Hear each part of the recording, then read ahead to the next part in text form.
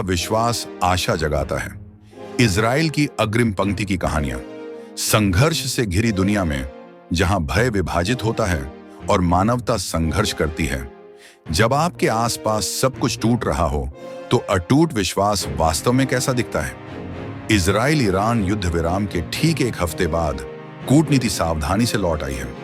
वैश्विक बदलावों के बीच इजराइल में कुछ गहन बात अपरिवर्तित बनी हुई है। ईश्वर के लोगों की अटूट भावना। स्लाविक गॉस्पेल एसोसिएशन के साथ एरिक मॉक हमारे लिए इजराइल से अविश्वसनीय कहानियां लाते हैं। रूसी भाषी यहूदी विश्वासी जिनका विश्वास कठिनाई के बीच आशा को प्रज्वलित करता है।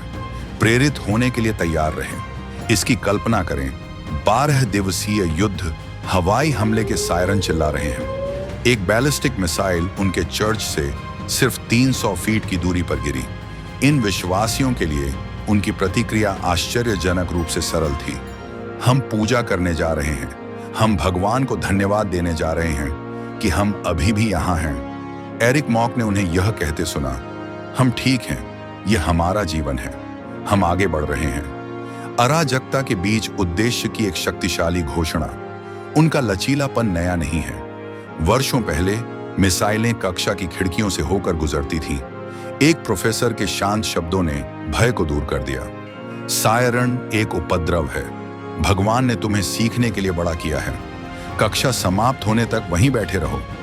और आश्चर्यजनक शांति के साथ उन्होंने ऐसा किया। वे सीखते रहे। यह महज जिद नहीं है, यह कर्म के प्रति अटूट विश्वास है।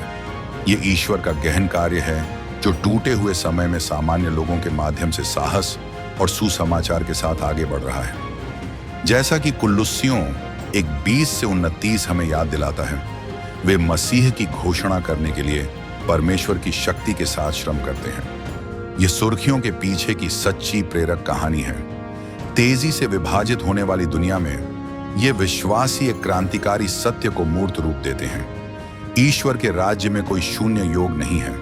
हमें एक समावेशी, न्यायपूर्ण शांति के लिए बुलाया गया है, जहां हर व्यक्ति सम्मान और अधिकारों में समान है। जब सब कुछ बदल जाता है तो आपका विश्वास कैसा दिखता है?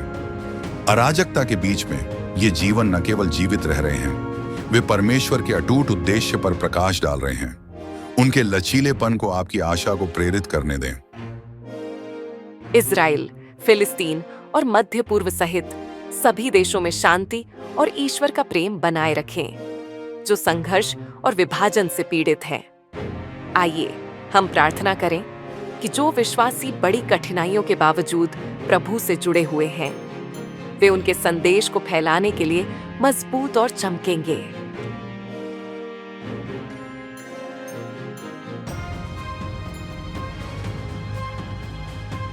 हम इसे रे ऑफ होप क्यों कहते हैं? क्योंकि हमारा मानना है कि प्रार्थना इस अंधेरी दुनिया में आशा की किरण है।